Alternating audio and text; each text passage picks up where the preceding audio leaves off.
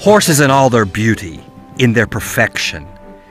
Whether wildly romping in freedom or controlled by their rider, they are impressive. They have fascinated people for thousands of years. It's a great sight when the cowboys and cowgirls herd the horses down into the valleys from the Bighorn Mountains. They move with gracefulness, ease, and speed, combined with unbounded strength.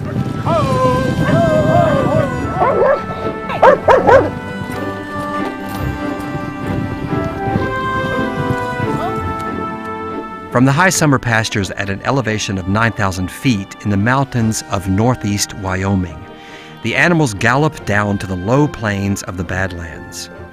The breathtaking landscape creates the feeling of a movie set. Once the hunting grounds of the Crow Indians, it has been cowboys' territory for cattle and horse breeding for more than 100 years.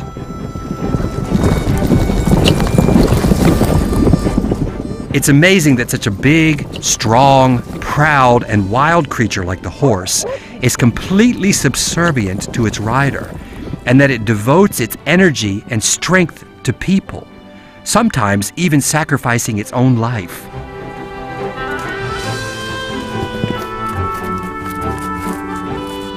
Mustang herds with 1,000 head once grazed here in Wyoming and far over the state line into Montana.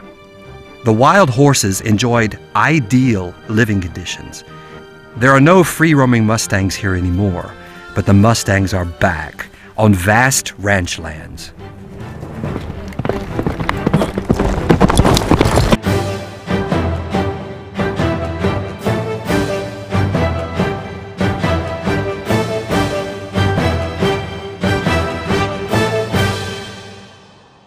Hideout Ranch at the foot of the Bighorn Mountains in Wyoming, east of Yellowstone National Park.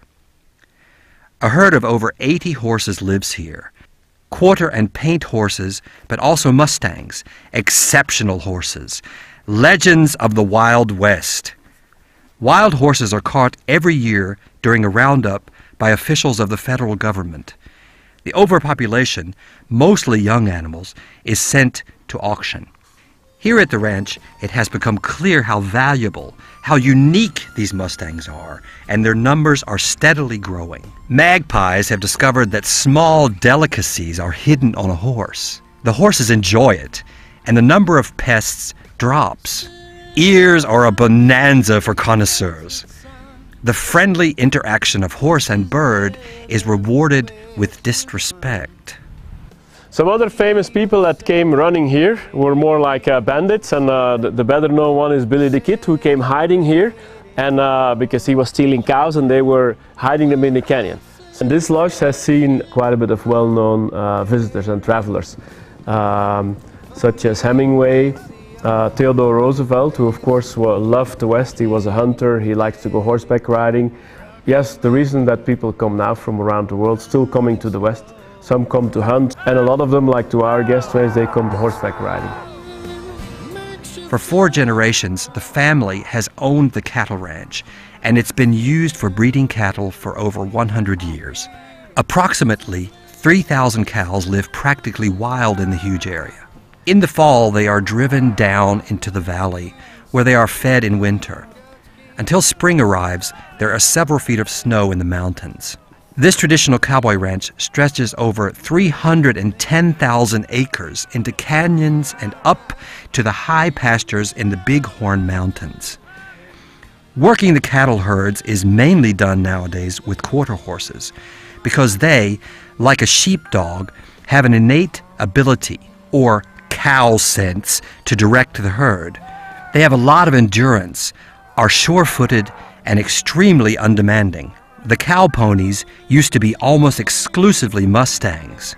Then in the 40s, quarter horses were crossed with Mustangs, resulting in the ideal ranching horse of a cowboy's dreams. Some horses are fetched from the pasture. They're for guests staying at the ranch to ride. And of course, this is the country of the quarter horses, so we have quarter horses. We have paints, but a couple of years ago we thought it would be nice to have a special horse, which is the Mustang. because the Mustang is really the horse from this country. But the Mustang is something that we've seen that is really something that people are interested in. And a lot of people, they don't think that Mustangs still exist, and they cannot even dream that you can come and go ride Mustangs in the country like the Indians, like so many years ago. And there are a lot of really good horses there. So a couple of years ago we decided that we were going to start introducing the Mustangs in our string for the guests to ride, to train them properly, and then have them use them to do cattle work, to do trail riding, and they prove to be really, really very good horses. They are very easy to keep. They don't need a lot of attention. They're very strong. They have strong hooves. They are a little bit smaller than a quarter horse, but they are super comfortable. And they can really handle this terrain extremely, extremely well. The cold branding on the horses' necks is the sign of a Mustang. The guests are grouped according to their riding ability, and then it's off to the mountains. The whole day the riders are in the saddle.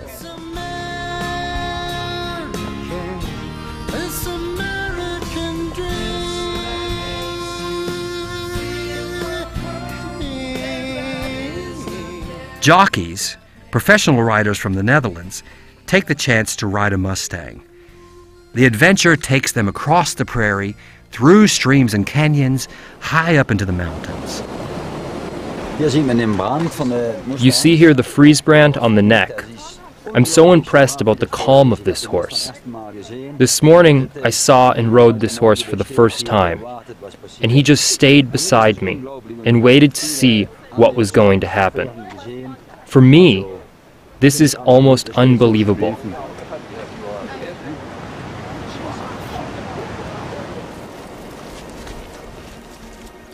Up to an elevation of over 9,000 feet, there are green meadows and flowers.